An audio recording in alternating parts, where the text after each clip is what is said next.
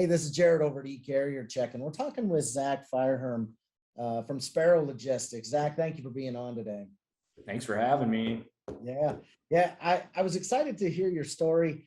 I know you're a new startup. We deal with a lot of brokers that are just kind of getting up and going. Zach, I would love for you just to kind of give us, your background, why Sparrow Logistics started. I love the logo, by the way. Maybe you can give us an understanding of that, but just give us your background. Tell me what's going on in your Yeah. So it's been a fun, anybody that's in transportation knows how fun transportation and logistics can be. It's just something you don't know exists until you start doing it. And I've told everybody that I've, had the privilege of mentoring or managing, that this is an industry that you either get in and you just love it, or it's just, you're going to find out that it's just not for you. But for me, it's stuck. So this is, Sparrow is really the culmination of going up on 15 years of experience just in transportation. Started on the freight forwarder side, did an internship with an international freight forwarder in Chicago, all the way back in 2007. It's crazy to think about that, but didn't really know what I was doing just on the international side. Knew I didn't want to be in Chicago, knew I wanted to be in Omaha.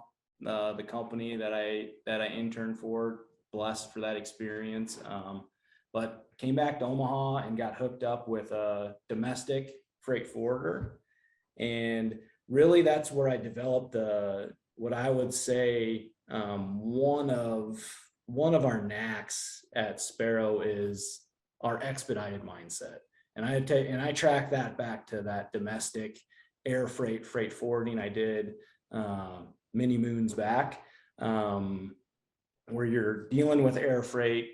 You hear the line, the plants are shutting down and all that stuff, but that's really where it came from. You're going to shut down the line and all that stuff. But so I have kept that expedited mindset throughout my career. And that doesn't mean I price everything like that, but it's just the mindset. It's the service, right? And it's the service of, I know we have 3 days to get it here, but my team is like here. I'm like, hey, is that one covered yet? Hey, do we have a truck on that? Hey, what's going on with that one? It's like, whoa, it doesn't pick up till, this, that, and the other.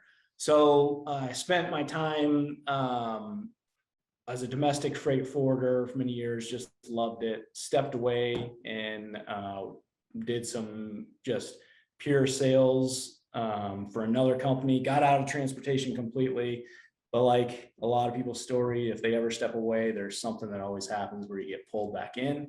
And so I got pulled back into transportation and worked for just a pure broker. And that's really where I learned another side of it, the broker side of it. And then really Sparrow was birthed from, just my hunger and understanding that there's opportunity in this business, and there is a need for service-minded brokers in the game who love transportation, who love people, employees that come on, and they're willing to teach others about transportation, doing it the right way. And that filters down to the clients. Clients deserve good brokers. Carriers deserve to work with good brokers. And so really Sparrow was just, like I said, a culmination of my 15 years experience, just knowing that there is an opportunity and a need for a broker that's willing to be a light in the industry, where brokers unfortunately haven't done themselves very good service over years of how they operate, but there's so many good ones out there. And so really, if I'm the first broker doing it, but I know I'm not, but I just truly believe that if you do what you say you're going to do, and you are honest, and you're looking out for the best interest of the client and not yourself, greater than yourself, you will be successful. Because anybody that you bring on when you're presenting your services, they're going to know you're genuine. They're going to know you care about them. So, Sparrow, the name itself, comes from Matthew 10:31 is where I came up with the name. And just, I've been through a journey, and the Lord has provided through that. So, I mean, the Sparrow itself is just a reminder that no matter what's going on, he will take care of you. The verse just speaks to that, to where he takes care of the sparrow. How much more important are you than the sparrow? So don't worry about it. So it's just a reminder that, hey, it's going to be all right. And that's what we want to be. We want the Sparrow Logistics, like the bird and the symbol, to be more than just a name, but be a symbol. So when people, have that symbol on their shirt, they're like, hey, it's a reminder. It's a reminder that, hey, it's going to be all right. We'll get it taken care of. And that trickles down. I mean, that comes into the day-to-day with trucks. You're going to have trucks breaking down and things like that. And I just tell my people, I'm like, hey, we are not like, this isn't somebody on the operating table. Things are going to happen. This is freight. We're moving freight. We're humans. We're dealing with humans. Have the conversation. So really, where I'm really looking to be that brokerage that breaks the mold in a very positive way, redefining an industry that I just truly love. I have fun doing it. I have fun talking about it. And that, the clients feel it, the carriers feel it, the employees feel it. So it's just, positively impact an industry that I just love so much. And, it's a career that I don't see an end. I mean, it's like I say, I'm pretty sure transportation is dang near recession proof. Gonna be here for a while. Yeah. So I love your backstory. I honestly love where the Sparrow came from, and even just how you're trying to bleed your expedited, giving back, genuine mindset into your culture as well. In the 8 months you've been open, give us an understanding of the challenges that you've faced, maybe from, hiring employees, how many employees you have, but even from, a financial aspect. How are you gaining credit? How do you get carriers to trust you to haul loads for you? Walk us through the challenges that you've faced and how you've overcome those. That'd be awesome, just to understand it.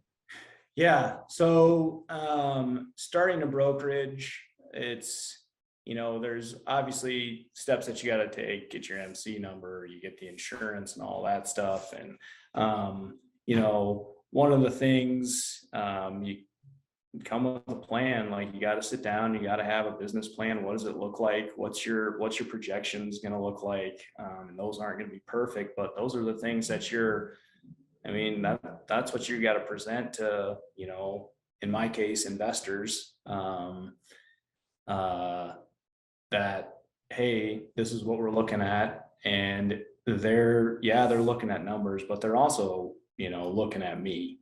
What do I like? How, like, the passion that I have, and just the person that I am, they're staking me. They're staking the company. They're staking me.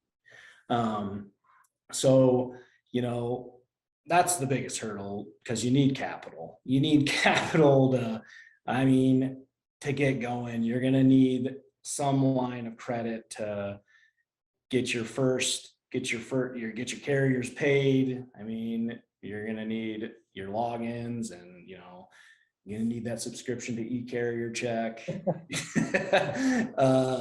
But yeah, I mean, once you got your financials set up, you're like, all right, this is what I'm operating on. And then it's, how are you going to infiltrate as a new broker into, some would call, a very saturated sector of the economy? Sure. There's thousands of brokers, there's hundreds of thousands of carriers. How are you going to separate yourself apart?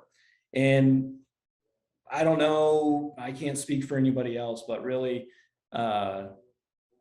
my passion, how genuine I am with this, and that I truly believe that clients deserve better services from their brokers, and that clients that say they only onboard assets, I believe that they're doing themselves a disservice, because there's no way an asset can be everywhere they need at any, the unpredictable supply chain, especially with COVID. Like, your assets are only going to be operating in a certain area. And when over 95% of the MCs out there are less than 3 trucks, you need a good broker in your back pocket. And, that's where I truly believe that opportunity is for a good broker, who does, we're built on the statements, problem solved, promises kept. I believe that with my whole heart. My team believes that. It's on our staple of our website. I mean, that's what really the foundation that we built off of. So overcoming the negative connotation of a broker, you're always going to have that, especially if you don't have a relationship, with the person. You're starting fresh, which, we're having to do. And it's just, well, who are you? Well, and then they're like, oh, you've only been around for 2 months or 3 months. But it's like, you have to show your expertise, and that's a pretty small window of time that you have somebody's attention. So how are you going to communicate, call it your elevator speech, how you're going to get their attention, and why should they work with you? You're selling yourself. Right. You're selling, I tell my guys, it's the brand. You believe in the brand, and you believe in the service, and you believe that you're helping people, you're gonna knock it out. And you know what? Not all the clients are gonna be, I give them the free. It's like, hey, if at the end of the day, a client is just berating you, and I mean, that's not a good fit. It's got to be a good fit. It's got to be a mutual fit there. And that's where you get down to, you got to value the relationship more than the transaction.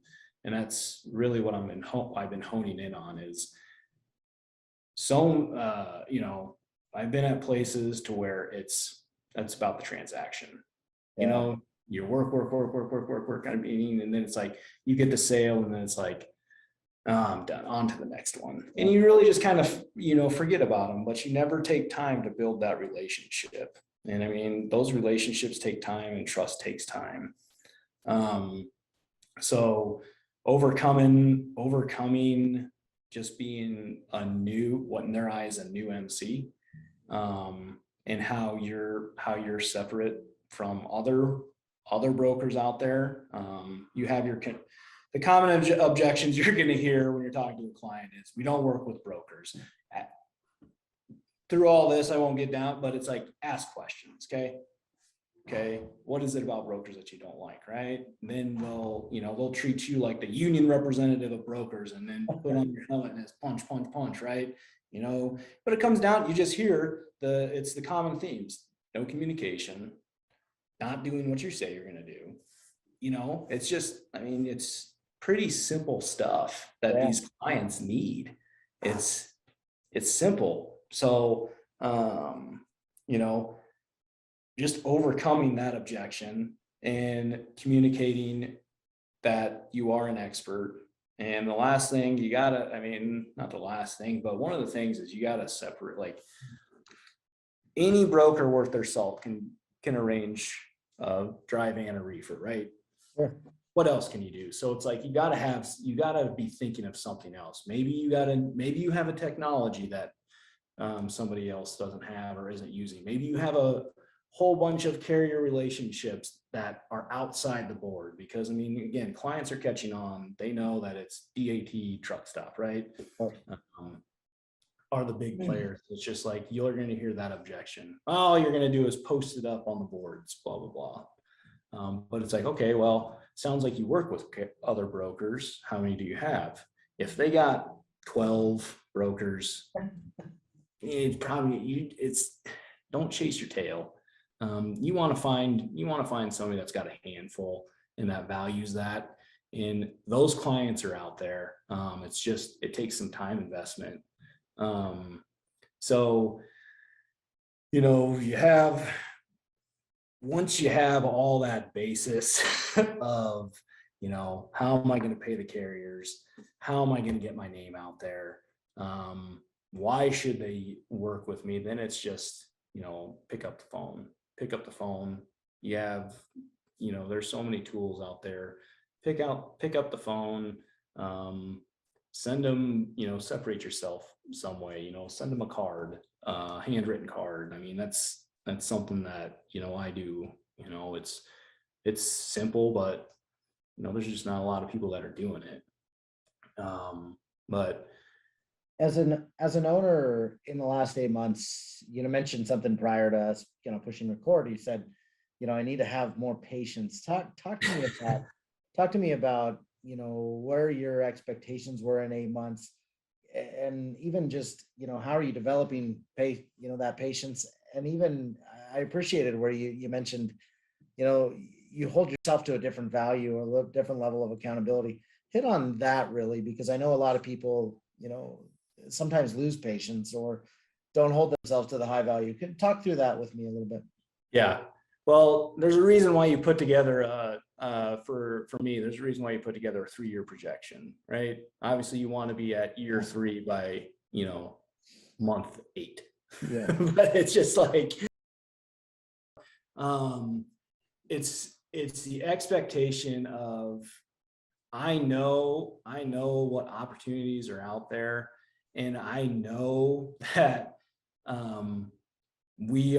a client will value us so much and we could help so much. And I am like passionate about that. And when you get the phone hung up on you or the door slammed, it's just like, like, man, I missed something. I didn't get my point across. And it's more of like, I'm not going to be able to help that person. And, you know, that bothers me. But at the end of the day, that's their choice. But, you know, the patience comes from, you're not gonna, like, maybe you will, I don't know, maybe you'll stumble on a 1-call whale, you know, you'll land somehow, you find, you know, you catch somebody heading out to vacation, and they're just, oh yeah, we'll sign you up, boom, and all of a sudden you get your logins to a bid board. Yeah. And all this freight, right? Yeah. But it, you know, that is, whales are out there, but it's having the patience. Those take the longest. And I think those having that expectation of,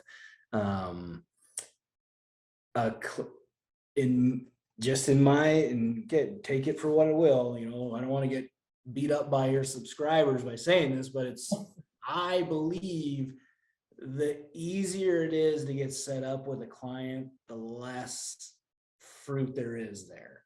Yeah.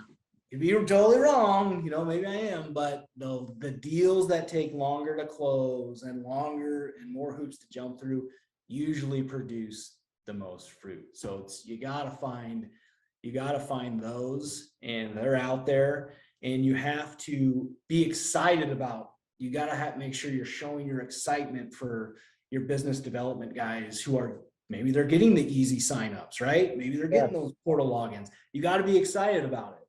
And I tell them that, I'm like, I just tell them, like, it's going to take, you got to develop it. It's going to take some development. Anybody, like, if there is, I'll just say this piece of advice. If there is a portal or a login, you got to find a human behind it. You got to find somebody to have a relationship with, because you're going to have to, something's going to happen, and they're going to have to know who you are. So just having the patience to develop the deals and not to be discouragement. I heard this from a mentor the other day. He told me that discouragement is part of owning a business, and it's going to happen. It's part of the playbook. And that really hit home with me, because it's like, okay, this isn't this isn't abnormal to feel this way. But don't wallow in it. Yeah. The discouragement is just, again, back to my expectation. It's just like my expectation to be at, our 18-month goal by this time. Right. And that's just a big target. You got numbers, and what you're going to hit. And when you don't hit them, you can't look at a failure, because you look back at the month before that, and you probably got more revenue than the previous month. You probably got more gross profit than the previous month. And that's going to come in incremental chunks. And you gotta be all right with that. Because I've seen it will turn, all of a sudden it's going to jump exponentially. You're going to start growing exponentially, and then you're going to have to start hiring, or you're going to have a whole new set of problems, good problems. But just be patient with your team, but accountability with your team. I have a team of 3. I ask them to hold me accountable. I hold them accountable. We have goals. They tell me what their goals are. I can set, and I speak some wisdom to it, like, hey, I think you could be here, or I see you here, or, this is what it's showing here. Just having that conversation, because at the end of it, I go, okay, now, just so we're on the same page, you have given me permission to hold you accountable for these goals. And that's a really easy conversation to have in your one-on-ones. Yeah. You're not having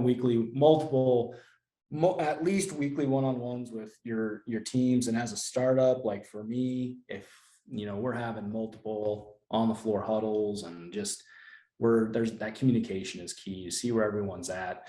We have I recommend having a big old whiteboard or something that you can have on the board. And it's really just my brain, and like, you're just writing random thoughts on there, random accounts, and you're just going off like that. So, yeah, the challenges that any new broker is going to face is, the financial piece. You get that figured out, you're good. If you're going to hire, if you're starting out in your basement, or if you're going to, go the route, the route that I did is I hired immediately. So I, immediately just brought people on. I budgeted for that. I believed, me plus another 3 guys, we're going to be able to touch more people, have more impact. And then when you're starting to route freight, we're going to be able to handle more freight, make more contacts. To each their own, and that's just the way that I'm going.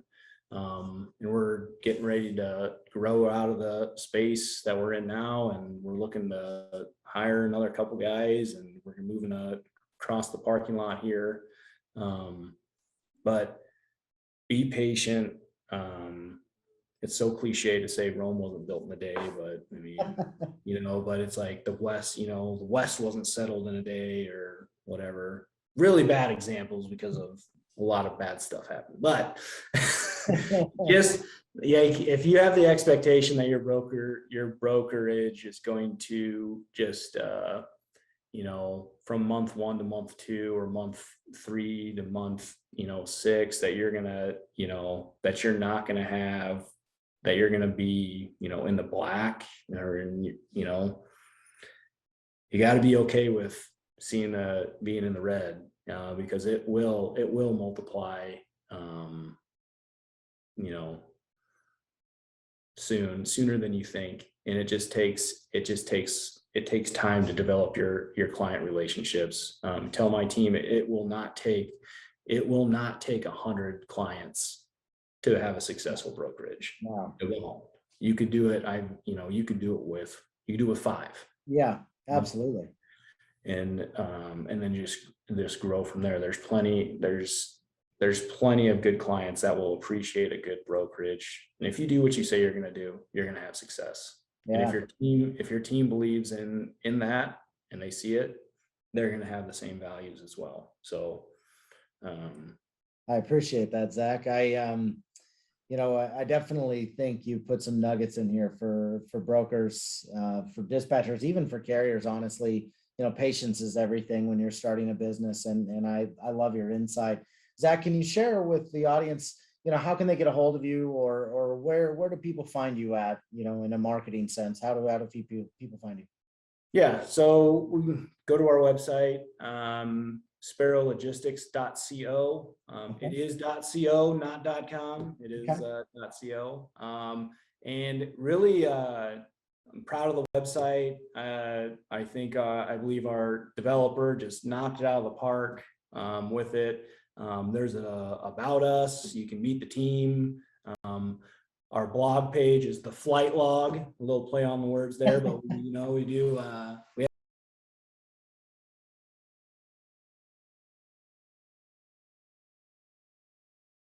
industry, you know, some good, some might say, you know, if you don't like logistics, it probably bore you, but Yeah. that's out there. And then there's always, there's a couple buttons where you can get in touch with us at any time, and it's the hello@sparrowlogistics.co. Nice. And again, it's the .co, just because, you know, we're hip, we're Yep. new, you know. I appreciate that. But Awesome. yeah, Well, Zach, thank you for your time today. Thank you for just giving us some insight. And thank you. Just, I appreciate all your time. So we will talk to you later. Okay. hey man, I appreciate it, my man. All right. Thanks, Zach. Yep, we'll see you. Take care.